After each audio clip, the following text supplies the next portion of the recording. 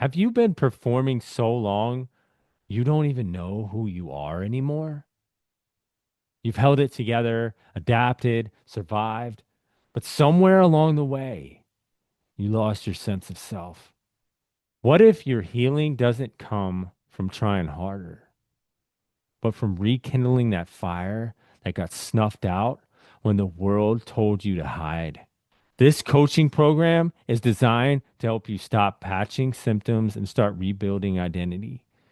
You'll reconnect to your voice, your values, and your real inner strength that's always been there. Now, I just want you to ask yourself, what would it feel like to wake up proud of who you are again? Let's find out together. Schedule your discovery call today at youradhdguy.com.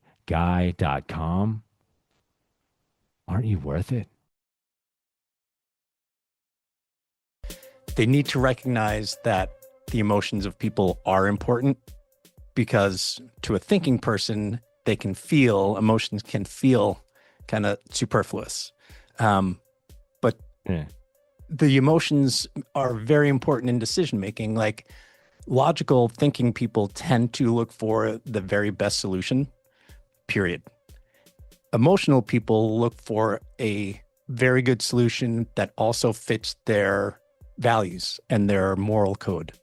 Hmm. And the combination of the two is where you get to great solutions. This is Don't Mind Me, I Just Have ADHD. But let's be real. ADHD doesn't just mean forgetfulness or fidgeting. It's meant being labeled, masking, performing just to survive in a system that wasn't designed with us in mind.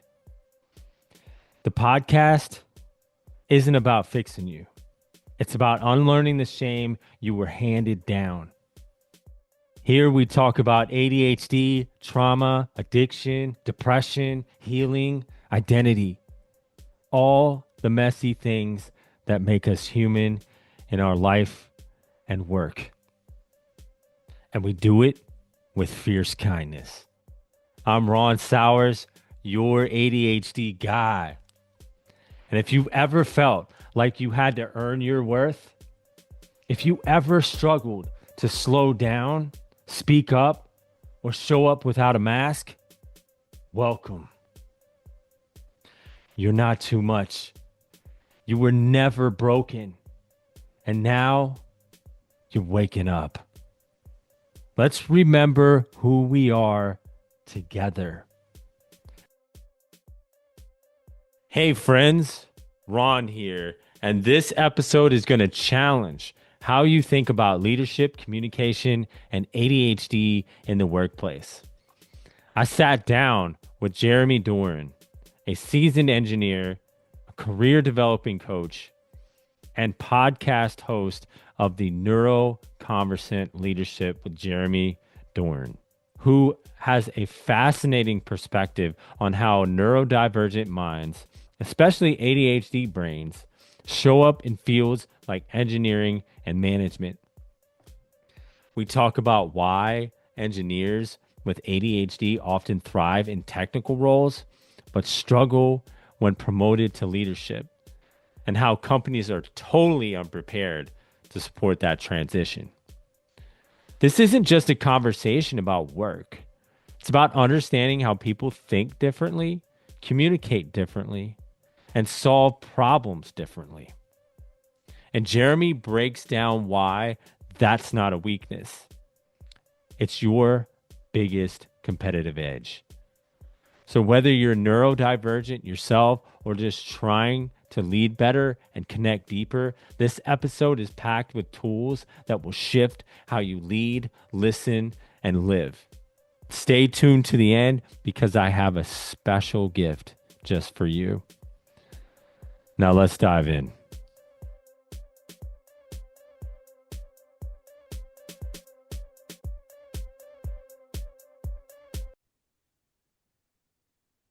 Hey guys, welcome back. And I'm here with Jeremy Doran. It's Doran, right? Doran. Doran. Okay. Yeah, I should have checked first. But Jeremy Doran, Doran. Um, what is like so you're a career developing coach and you do like corporate training. Um, do you have any experience with like ADHD in that realm of corporate coaching or in your life in general? Yeah. So a lot of the people that I coach are engineers who have Hmm. become managers, and within the engineering community, there is tends to be a lot of neurodiversity, um, and so ADHD is pretty common in the people that I deal with, and I think it's pretty common in general, I think. Yeah, no, it's definitely a lot more common. Um, I think that, people are getting like, overdiagnosed to a degree of like the severity of it. It's not necessarily an issue that needs medication. Mhm. Oftentimes it just needs um, the proper guidance, and with coaching. And how did you get involved in coaching, especially engineers? Yeah, when I was in corporate America, there was someone who came and did coaching for us. And if you were interested, you could go and sign up for it. And I took that course and I loved it. And Yeah. then after I left corporate America, he decided that he could no longer do the coaching. So he asked if I would like to take over for him. And once I started coaching, I'm like, oh, this is where I belonged the whole time. So and it's kind of coincidence that there have been a lot of engineers. My background's in engineering and psychology, and I just happened to have started working with a lot of engineers who became managers. So it's what I focus on now. Yeah, that's interesting. Engineering and psychology. You don't usually hear those like two terms together. No, Um, it got me interviews out of college just because people wanted to meet the guy who took both of those things. yeah, what got you interested in that, like engineering and the psychology path? Like how did those two connect It's for you? growing up, like math and science always made sense for me. So Yeah, engineering was a natural fit. People really did not. I was usually could not understand why people said and did the things that they did. And I was lucky enough in high school to take a 3 days class on the Myers-Briggs. And it got me to really start understanding just how differently people view the world and communicate. And it felt like people were being difficult until I realized just how different we all are. And yeah. I just found it so fascinating and so useful that I kept going with psychology. Yeah, I definitely spent most of my life thinking that why, people thought the same way. And I had trouble with slowing down and I was like, it took me a long time to wrap my mind around the fact that, we all think differently.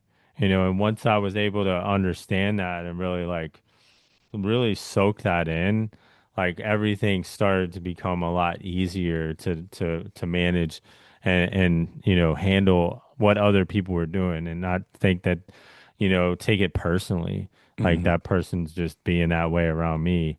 And, just when that mindset came into play, it was like, wow, how self-centered that can be that I'm thinking that this guy had just woke up today and thought, yeah, I'm just gonna like mess with Ron's day. I'm gonna do this. I know he doesn't like it because like I've never told him that I don't like it, but somehow he knows. Like how ridiculous that like mindset is, and it's honestly pretty common. Yeah, and no matter how much you know it, it's very easy to slip back into it. I remember walking down the street one time and I saw a friend of mine. I waved to him and he just completely ignored me. I'm like, oh boy. In my Yeah, mind, I'm like, what did I do that got him so mad at me?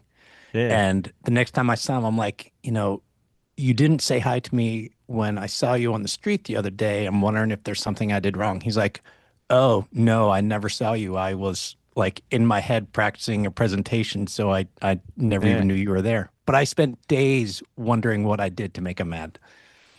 Yeah, no, and I can totally relate because it's like and the more that I look at myself, the more that I can kind of understand other people and be like, well, some days I just don't show up in a happy, like, I want to talk to you mood. Like I just want to be, I'm feeling depressed or I'm feeling sad and whatever that is. And that happens to other people too. So they show up differently depending on how they feel.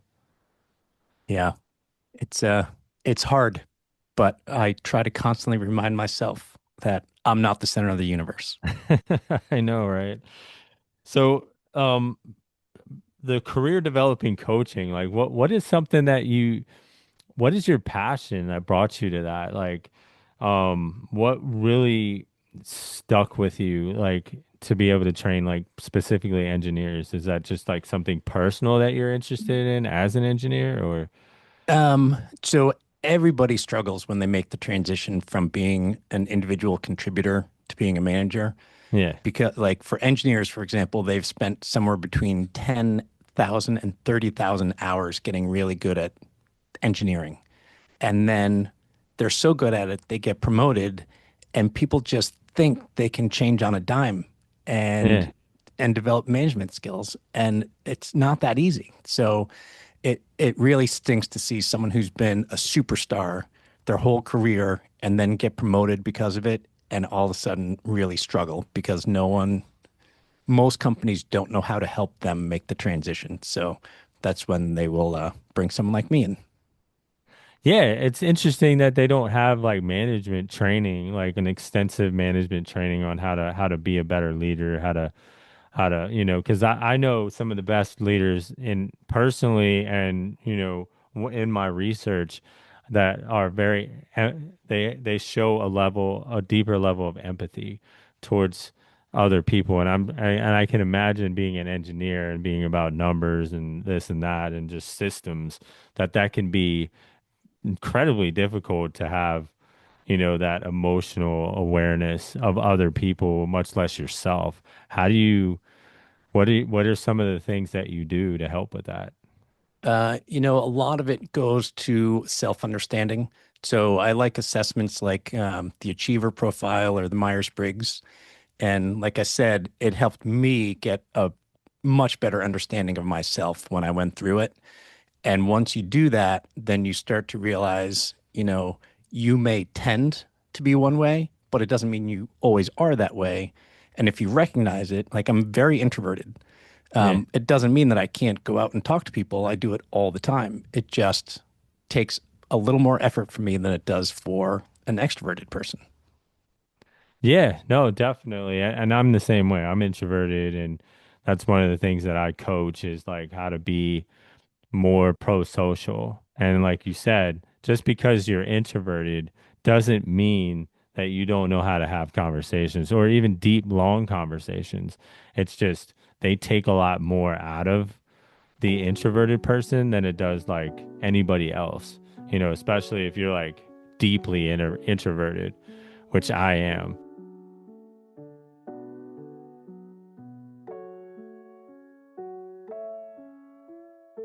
Well, like I said, the class that I took was really very enlightening, Yeah. and and it felt like people were pretending to be social, and I'm like, why would they fake doing that? And then eventually I'm like, oh no, they actually just are Yeah. that way. Um, and once you recognize that someone is different than you, then it allows you to make some adjustments. Like again, on the Myers-Briggs, I'm very much of a thinking person versus a feeling person. And it doesn't mean that I don't feel or that I can't appreciate other people's feelings. Hmm. It's not where I start from. So I need to consciously make a decision. Feelings are important. And, especially in a heated situation, until you address the emotion, logic's never going to be heard. So you need to just Yeah. recognize, if you recognize where you are, then it allows you to work on flexing to the other type. So how do you teach, them to be more emotional, like aware of the emotions and I guess expressing the emotions? Yeah. So having those softer conversations is something that, you know, they need to recognize that the emotions of people are important because to a thinking person, they can feel emotions can feel kind of superfluous. Um, but Yeah. the emotions are very important in decision making. Like logical thinking people tend to look for the very best solution, period. Emotional people look for a very good solution that also fits their values and their moral code. Hmm. And the combination of the two is where you get to great solutions. If you just get the technically best one, it's not always what's really going to support the direction that you want to be going in. And if you only are thinking about your values, you may miss getting the best possible solution. Working together is where you get to the optimal. Yeah, exactly. Because it's like on paper to that individual, that may be the best solution, but you're you're not considering like the emotional aspect. And a lot of companies don't do that, especially when they're investigating problem solving issues like I've seen. And it's like the idea is that if you once you walk through that door of whatever company that you're working at, everything that you had outside is left at that door. And it's so incredibly insane to think that like every individual can just, there's certain individuals that are better at that, but it's incredibly taxing emotionally, and it puts a lot of stress on somebody to just like have to ignore that for 8 hours and then come back to it, especially if it's like something that's, may not be as like intense for somebody, but it is so they don't understand the distinction. So it's that communication, that like that optimization that you're talking about between, okay, let's work with the emotions and the technical side of it. And when you're managing, sometimes someone won't be performing the way you want them to. And very often there's a reason for that that's somehow based on emotion. Something's going on or something scares them or whatever it is. And if you don't ask questions of, what's going on that's making you not be able to do this one task. And if you ask, then and really ask Hmm. and follow up with more questions, you'll get to the root of the matter and then you can come up with a solution together. But if you just ignore the emotions that may be contributing to the problem, you're never going to get a resolution.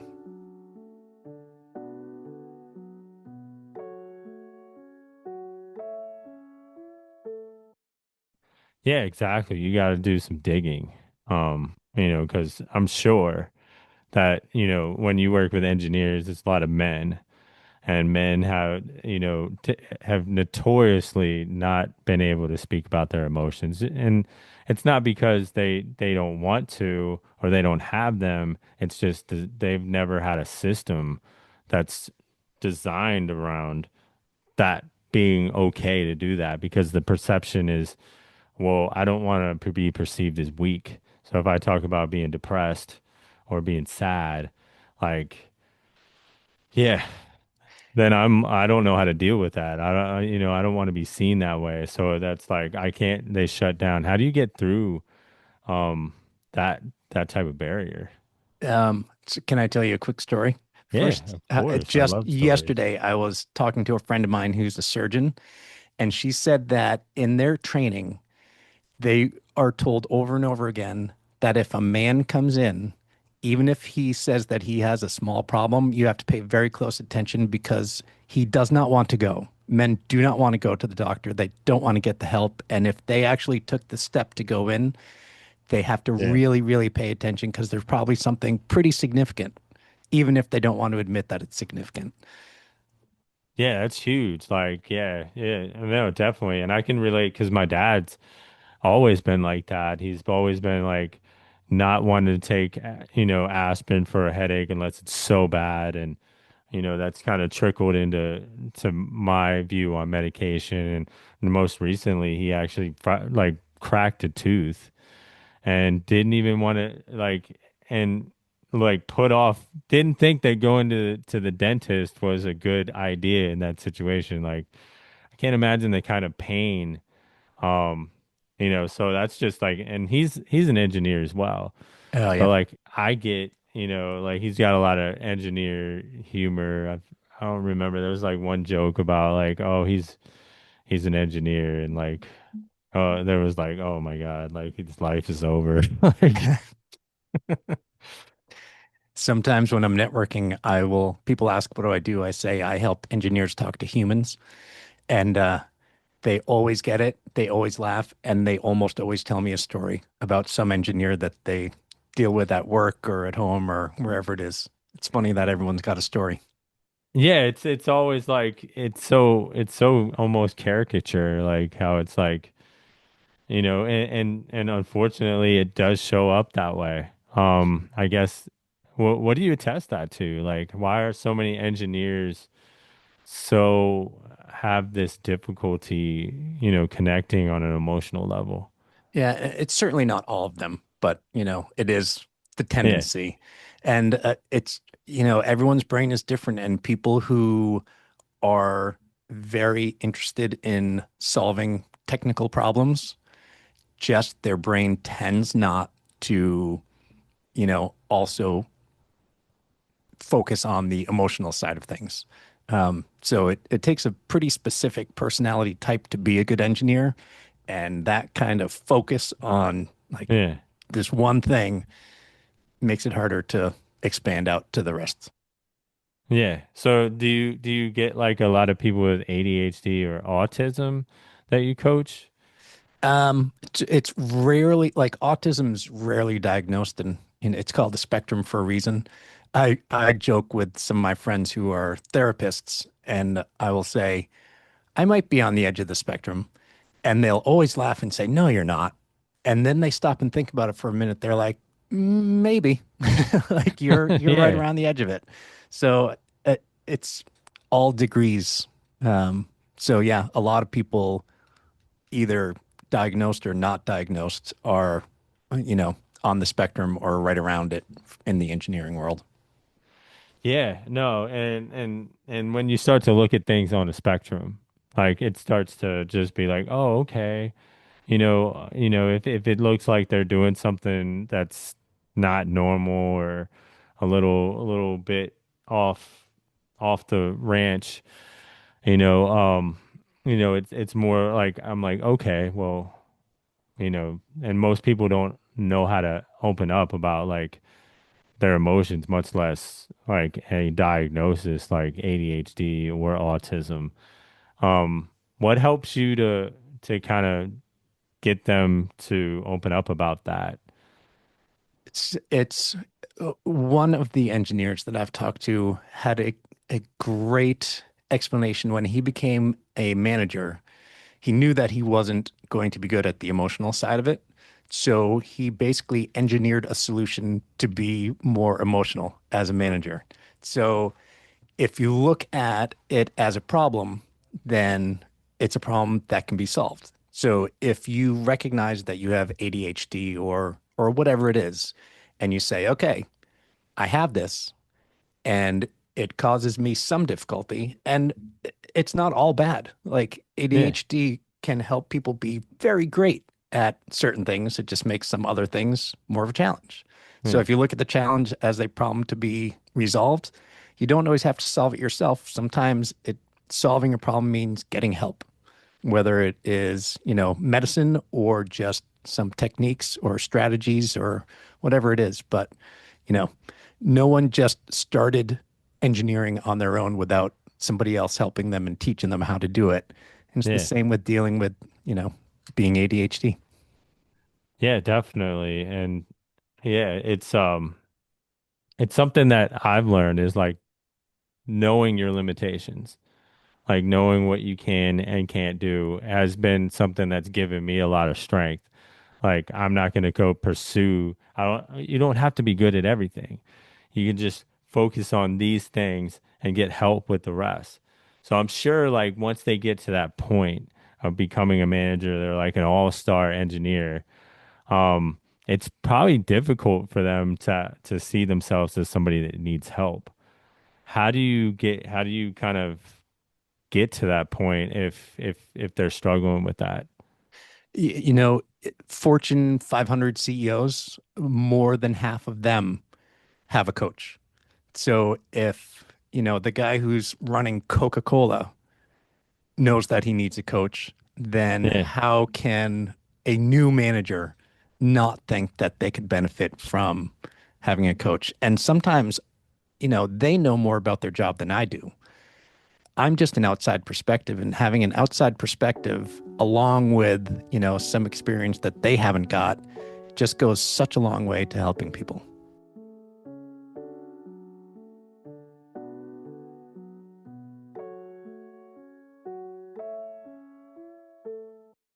Yeah, Yeah. I definitely agree with that. You know, because like you look at Tom Brady, and I always bring that up. It's like he's got during his playing days, he had like eight, nine, 10 coaches. Like he's one of the best players in the world, and that's probably a significant reason why, because he's willing to listen to all these people. You know, he's willing to let them happen, and like coaching really isn't like something magical. It's more about somebody knows a little bit more than you, or you know, maybe a lot more than you about something that you want to get better with. The thing that really is missing in that situation is like you can't motivate yourself the way somebody else is getting paid to motivate you. You know, and the doubts, you know, especially as having ADHD are something that is like you don't want to handle on your own. Like you want to have somebody in your corner that believes in you, that supports you, that sees the best in you and is trying to cultivate that. And just knowing that you're not alone. Like Yeah. people, so many people are not diagnosed with ADHD until they're like 30, 40, 50. And they've just thought that it was something that they were the only one for a long, long time. They're like, why am I different than everybody else? And then come to realize, oh, there's a lot of people with whatever the issue is that you're dealing with, and just getting their perspective. If they've been in it longer, then it's worth talking to them. Yeah, even if it's just a little bit, you know, so you know, like what about the men that are like or people that come to you that are like they're they for me, because for me, like I didn't get diagnosed till about like 2 or 3 years ago. I didn't think that I had ADHD or, you know, I thought I grew out of it. And, you know, when I did find out, it like made a lot of sense, but it also felt like I was broken. So do you run into that in your coaching, like with guys that have just figured out that they have ADHD?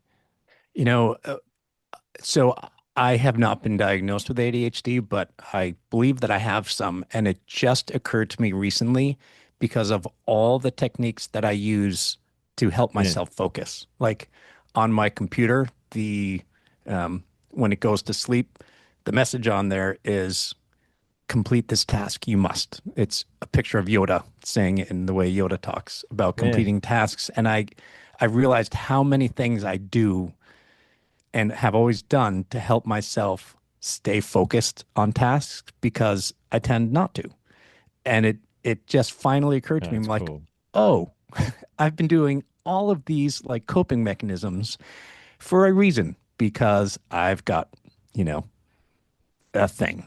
So I think most people, when they finally recognize how many coping techniques they're using, they will finally realize, oh, there's a reason why I need to be using these, and maybe there's more help I can get rather than just what I've tried so far.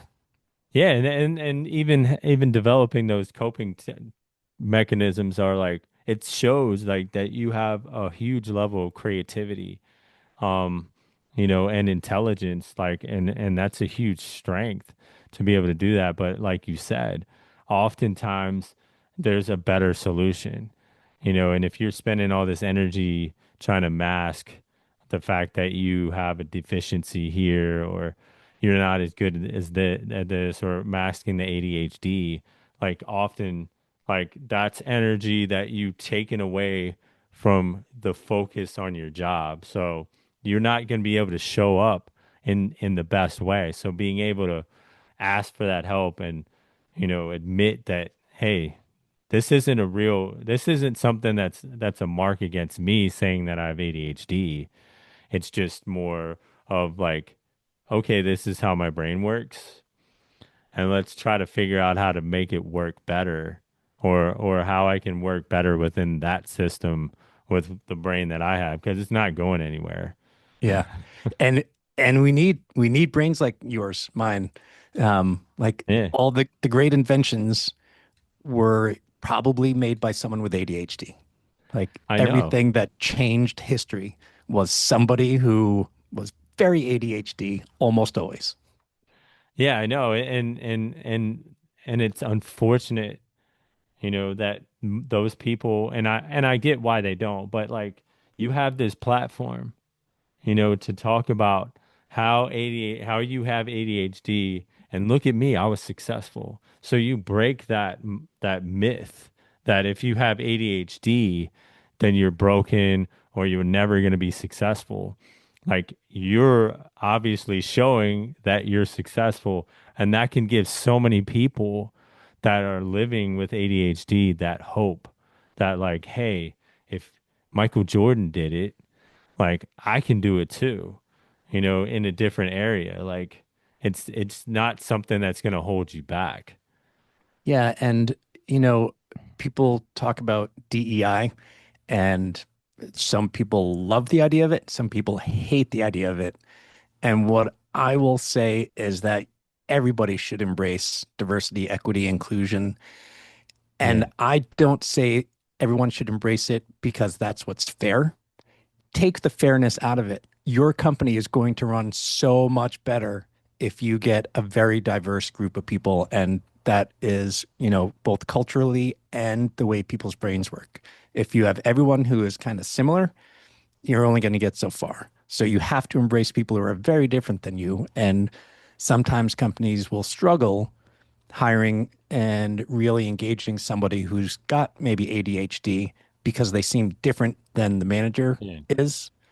And once they recognize the strengths and the power of people who think differently than you, then you can really harness all the ability within your organization.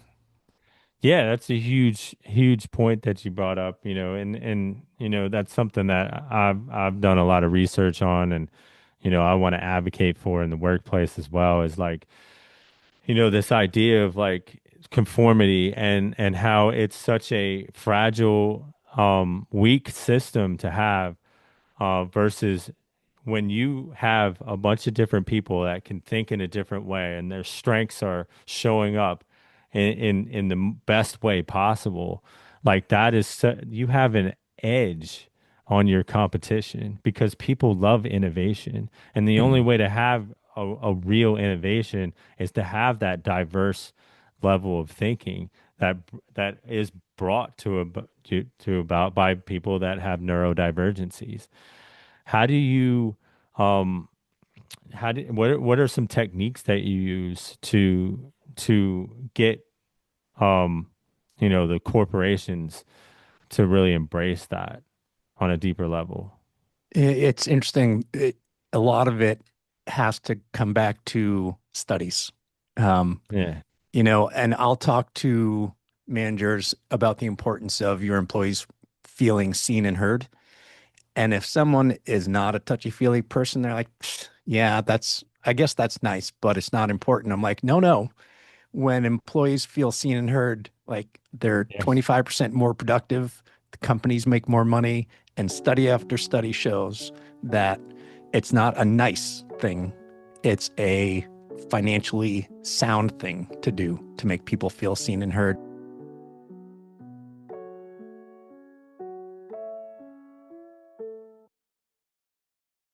hard. So any sort of embracing of people who are different than you or think differently than you, a lot of times I have to fall back on study and show studies that show why it's more effective and more productive and more profitable.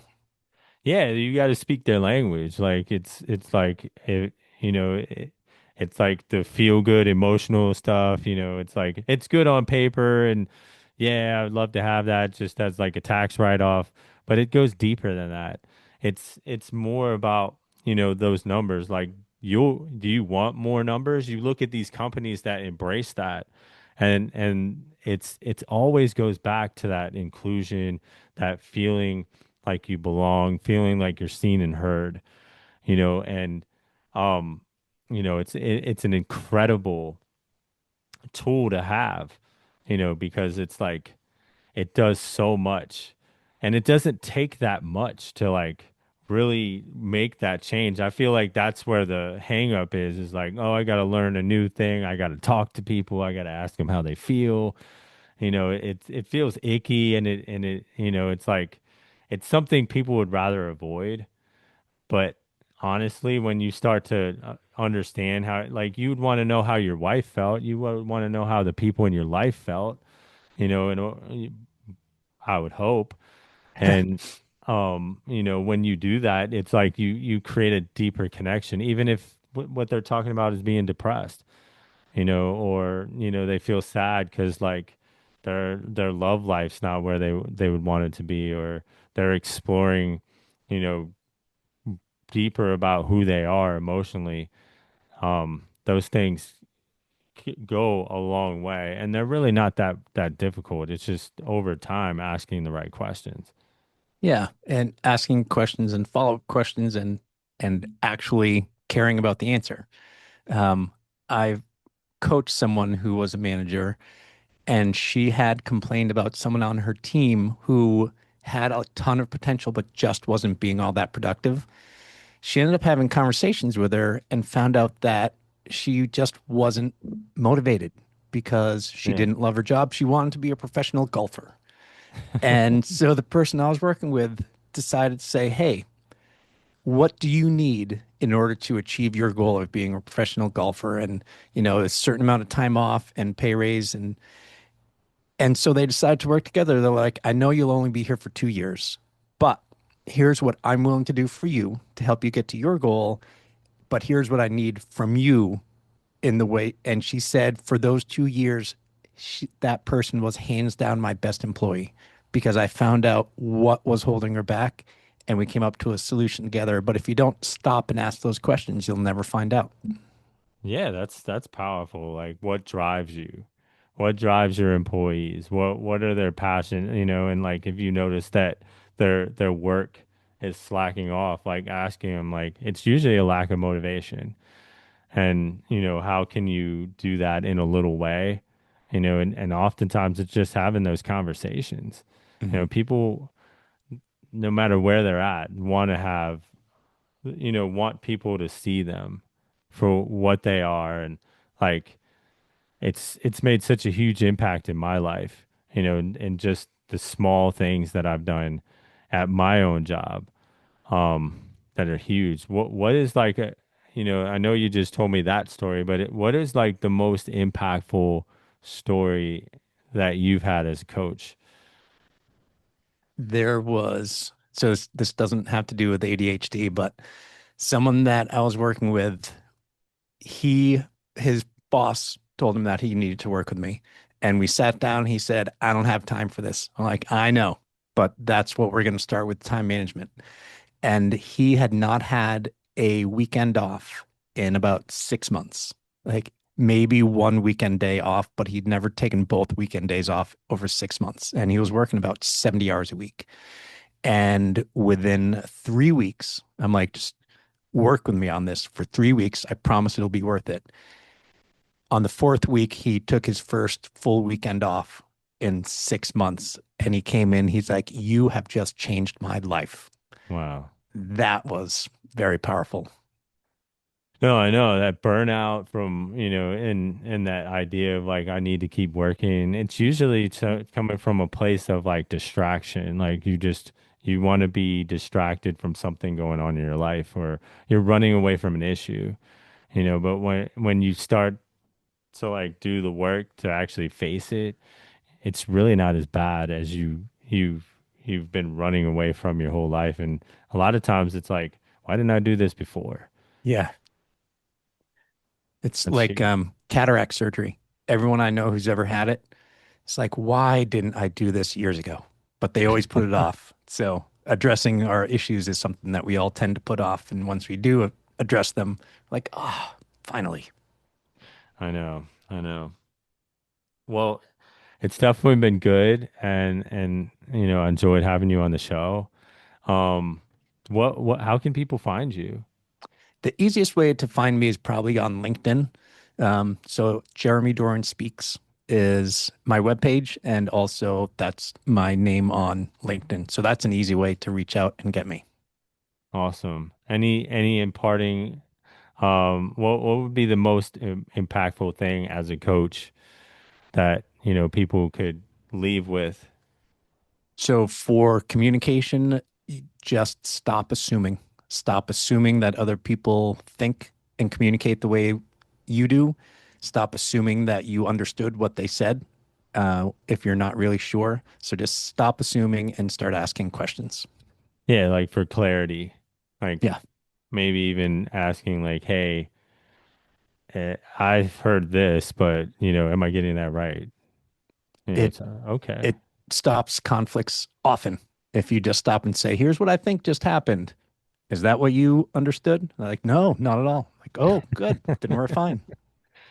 Awesome. Well, like again, it's been a pleasure. Thank you. I really appreciate and am an honored that you've joined us on the podcast. Yeah, it's been great. I appreciate it. Thank you very much. All right. You take care. You too.